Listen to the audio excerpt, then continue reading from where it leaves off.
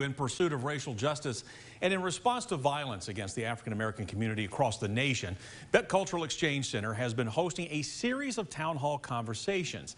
In light of the recent Austin East shooting, this Friday's town hall will be a community conversation to find solutions to fight this violence.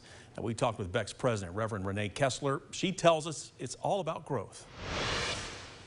Beck started these racial justice conversations last year after the murder of George Floyd at the hands of police during our Juneteenth annual event.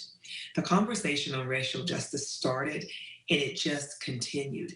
Every month it felt like there was another voice we needed to hear from. There was more that we needed to unpack. And so we began to do that. And so this is in the series, again, that started in 2020, June of 2020, and has continued monthly ever since.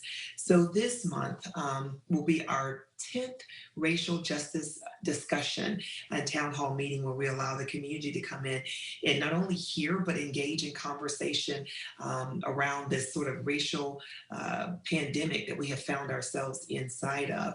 As well, last month in March, we heard from the ladies of Austin East, young ladies who were alumni of Austin East High School, as we began to talk about some of the challenges that Austin East was facing, looking for answers, right? Looking for solutions.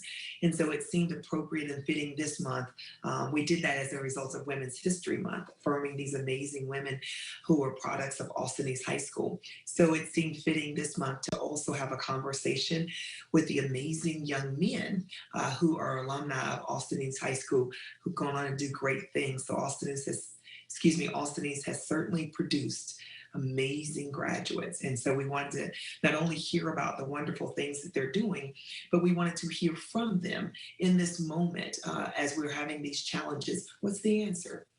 How do we address the situations that are happening? The young men that will be on here will range from pastors to professors to engineers to artists, directors, business owners, extraordinary men. And so I think what I want to say is that when we think of Austin East High School, I want us to think of 140 plus year history of extraordinary people. It is the oldest Black institution, educational institution in our community. People came from all around to attend that school in 1879 when the doors first opened. And from that time, it has produced extraordinary people, and it will continue to do so. And our hope is that as people listen to the voices of those graduates of Austin East High School on Friday, that they too will see the rich history and legacy of extraordinary people, and they too will want to support Austin East in a very real way so we continue this great legacy and not let these events define our community, but that these events help us to grow and to be better.